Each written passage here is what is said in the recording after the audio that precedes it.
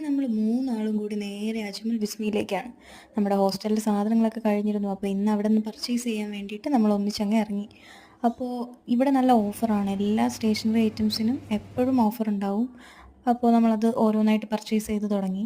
ഈ കുട്ടികളാണെങ്കിലോ നമ്മുടെ ബഡ്ജറ്റിനനുസരിച്ച് മേടിക്കാന്ന് വെച്ചാൽ അനാവശ്യ സാധനങ്ങൾ തന്നെ കാണിച്ചുകൊണ്ടേയിരിക്കും. തന്നെ ആവശ്യമുള്ള സാധനങ്ങളുടെ ലിസ്റ്റൊക്കെ എടുത്തിട്ടാണ് നമ്മൾ വന്നത്.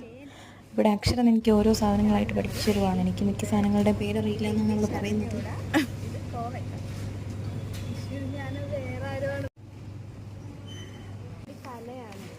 എന്താ പുള്ളി പറഞ്ഞത്? ഇവിടെ അത്യാവശ്യം എല്ലാ സാധനങ്ങൾക്കും നല്ല ഓഫറുണ്ട്. അപ്പോൾ നിങ്ങളും എന്തായാലും ഇവിടെ വന്നൊന്ന് പർച്ചേസ് ചെയ്ത് നോക്കുക. ഒരു മാസത്തേക്ക് വേണ്ട അത്യാവശ്യ സാധനങ്ങൾ നമ്മൾ മേടിച്ചിട്ടുണ്ടായിരുന്നു. അത് 1000-നകത്ത് മാത്രമേ ആയിട്ടുണ്ടായിരുന്നുള്ളൂ. ഇവിടുത്തെ പ്രത്യേകത എന്തെന്ന് വെച്ചാൽ ഇവിടെ എപ്പോഴും ഓഫേഴ്സ് അവൈലബിൾ ആണ്. പർച്ചേസ് ചെയ്ത് മൂന്നാൾ ക്ഷീണിച്ചു. അപ്പം നമ്മളൊരു ചായയും കൂടി കുടിച്ച ഹോസ്റ്റലിലേക്ക്